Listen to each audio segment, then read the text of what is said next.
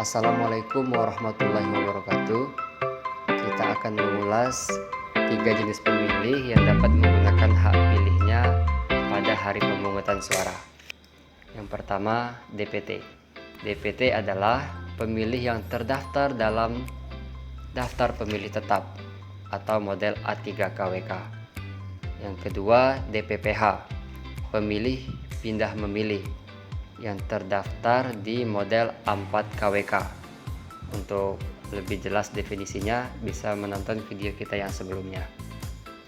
Yang ketiga, DPTB adalah pemilih yang tidak terdaftar dalam DPT yang menggunakan hak pilihnya dengan menunjukkan KTPL atau suket yang sesuai dengan alamat domisili yang tertera pada KTPL-nya. Langsung saja, pemilih DPT pada saat akan memilih menyerahkan C pemberitahuan dan menunjukkan KTPL-nya. Namun jika pemilih tidak membawa C pemberitahuan, maka pemilih wajib menunjukkan KTPL-nya, membubuhkan tanda tangan pada daftar hadir pemilih KWK. Ini catatan ditujukan kepada KPPS ya. Pastikan jumlah DPT pada C hasil KWK harus sesuai dengan jumlah DPT yang telah ditetapkan. Walaupun ada pemilih yang kondisinya dicoret karena TMS atau karena telah mengurus pindah memilih yang telah dikeluarkan A5 oleh PPS. Nah, itu jangan dikurangkan. Jumlah DPT pada C hasil KWK harus sesuai dengan DPT yang telah ditetapkan. Kawan-kawan bisa melihat pada salinan DPT yang diumumkan atau yang ditempel di TPS. Di lembar terakhir di sana ada jumlah DPT. Selanjutnya DPPH, menyerahkan A5 dan menunjukkan KTPL kepada KPPS. Kemudian didaftar pada daftar hadir pemilih pindahan. Waktu memilih mulai dari pukul 7 hingga pukul 13 waktu setempat. Catatan tertuju juga kepada KPPS.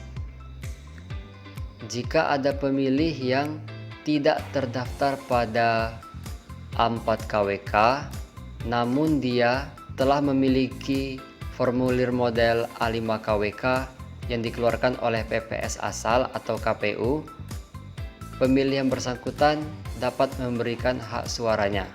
Nah, jika ada TPS yang memiliki kasus seperti ini, misal ya, pada A4KWK terdapat 4 orang pemilih, namun pada hari H ada yang membawa A5, namun tidak tercatat di A4, berjumlah 1 orang, maka pemilih DPPH-nya yang sebelumnya 4 menjadi 5, dengan bertambahnya 1 orang yang membawa A5 tadi. Bisa dipahami ya. Jadi pemilih DPPH ini bisa saja bertambah pada hari H. Tapi kawan-kawan KPPS harus memastikan ya keabsahan model A5KWK yang ditunjukkannya. Terakhir, pemilih DPTB. Jadi pemilih ini menunjukkan KTPL atau surat keterangan kepada KPPS, didaftar pada daftar hadir pemilih tambahan.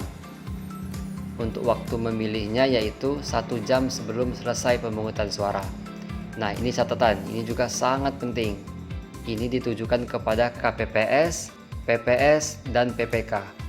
Ya, pastikan pemilih DPTB ini tercatat dengan baik pada formulir model C daftar hadir.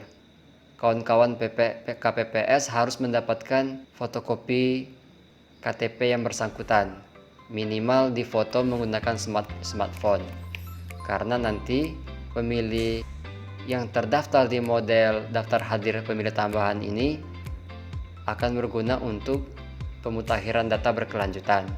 Nanti akan di-upload oleh KPU Kabupaten. Ini sedikit melenceng ya dari topik sebelumnya, tapi ini wajib diwanti-wanti oleh kawan-kawan saat hari pemungutan suara. Yang pertama, nanti di poin pengguna hak pilih, itu pengguna hak pilih bupati tidak lebih besar dari pengguna hak pilih gubernur, minimal sama. Jika tidak sama, terjadi perbedaan hanya karena terdapat pemilih DPPH dari luar kabupaten. Jadi, dia hanya mendapat surat suara gubernur, tidak mendapat yang bupati. Itulah penyebab jumlah pengguna hak pilihnya berbeda. Jika bukan itu penyebabnya, maka perlu ada catatan kejadian khusus ya, dijelaskan apa penyebabnya. Yang kedua, pastikan pemilih DPTB tercatat dengan baik di model daftar hadir pemilih tambahan. Yang ketiga, yang tadi ya, pastikan jumlah DPT pada C hasil KWK harus sama dengan jumlah DPT yang telah ditetapkan. Kawan-kawan bisa melihat di salinan DPT pada lembar terakhir, di sana ada jumlah DPT. Sekian dari saya, terima kasih.